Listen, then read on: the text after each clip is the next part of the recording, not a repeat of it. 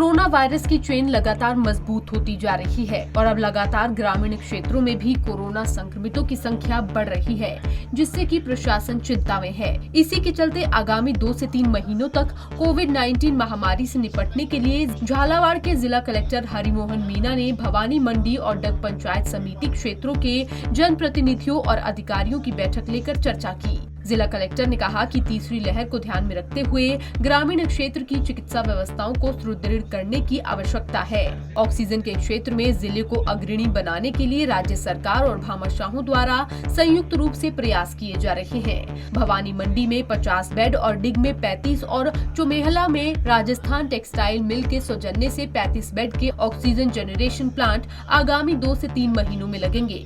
Oxygen generation plant लगने के साथ साथ यहाँ के सामुदायिक स्वास्थ्य केंद्रों पर oxygen cylinder, concentrator, pulse oximeter, oxygen regulator सरकारी और भामाशाहों के सहयोग से पर्याप्त संख्या में उपलब्ध होंगे। सभी प्राथमिक स्वास्थ्य केंद्रों को 10 बेड्स का बनाने के साथ साथ उन्हें ऑक्सीजन सिलेंडर युक्त करने के भी प्रयास किए जा रहे हैं। इससे आने वाले समय में कोविड मरीजों के लिए ऑक्सीजन की कमी नहीं होगी। आज काफ़ी समय से हम निकल नहीं पा रहे क्षेत्र में। आज हमने थोड़ा सा कोरोना केसेस भी कम होने लगे हैं। ऑक्सीजन की सप्लाई भी पूरी तरह से पर्याप्त है। तो एक रिव्यू करने के लिए एक फील्ड में जाके देखें, अधिकारियों से बात करें, पब्लिक से बात करें, जनप्रतिनिधियों से बात करें। और मुख्य उद्देश्य मीटिंग का ये है कि हमारे जो केसेज हैं, आगे वैक्सीनेशन है, कोविड केयर सेंटर जो चल रहे हैं मरीजों के इलाज है, उसकी समीक्षा करना और आगामी जो 1-2 महीने की प्लानिंग के हिसाब से, जैसा कि आप देख रहे होंगे कि तीसरी लहर की बात हो रही है, तो उसकी तैयारी प्रारंभ करना। तो इसी संदर्भ में बैठक ली है। और आपके लिए मैं एक खुशखबरी सुनाऊँ भवानी मंडी के लिए कि 21 तारीख को अपना यहाँ जो है राजस्थान सरकार से 50 सिलेंडर कैपेसिटी का प्लांट सैंक्शन हो जाएगा।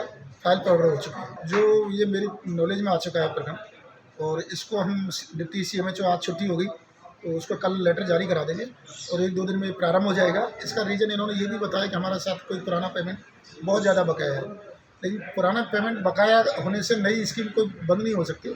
इसको हम 1-2 दिन में शुरू करा देंगे। गांव के मरीज का गांव में ही इलाज करने के लिए चलाए जा रहे डोर टू डोर सर्वे को बहुत ईमानदारी और गंभीरता से करने के निर्देश दिए गए। उन्होंने कहा कि सर्वे का उद्देश्य खांसी, बुखार, जुकाम, बदन दर्द के लक्षण वाले मरीजों को चिन्हित कर उन्हें घर पर ही ठीक करना है। गंभीर रोगियों को छोड़कर सभी का इलाज PHC स्तर पर सुनिश्चित करने के निर्देश दिए हैं। अगर रोगी गाँव से ही गंभीर अवस्था में रेफर होकर जिला अस्पताल पहुँचता है तो इसकी जिम्मेदारी कोर कमेटी की होगी। गाइडलाइंस के अनुसार जिन मरीजों का ऑक्सीजन सैचुरेशन स्तर 92 से ज्यादा है, उन्हें अस्पताल में भर्ती होने की आवश्यकता नहीं है। आपको बता दें, राजस्थान में गुरुवार को रिकॉर्ड हुए कोरोना वायरस संक्रमित मामलों में गिरावट दर्ज की गई है। पिछले 24 घंटे में राजस्थान में 7,680 कोरोना संक्रमित मामले मिले हैं, जबकि एक दिन पहले ये आंकड़ा 9,849 था। इसी तरह से गुरुवार को कोरोना से 127 लोगों की जान चली गई, जबकि एक दिन पहले बुधवार को 139 लोगों ने कोविड-19 के संक्रमण के चलते जान गंवाई थी। कोरोना के मामलों को किस तरीके से नियंत्रित किया जाए, इसी को लेकर जिला कलेक्टर की ओर से ये बैठक की गई और कोरोना के हालातों से निपटने के लिए मंथन किया गया। पंजाब केसरी टीवी के लिए झालावाड़ से बलबहादुर सिंघाड़ा की रिपोर्ट।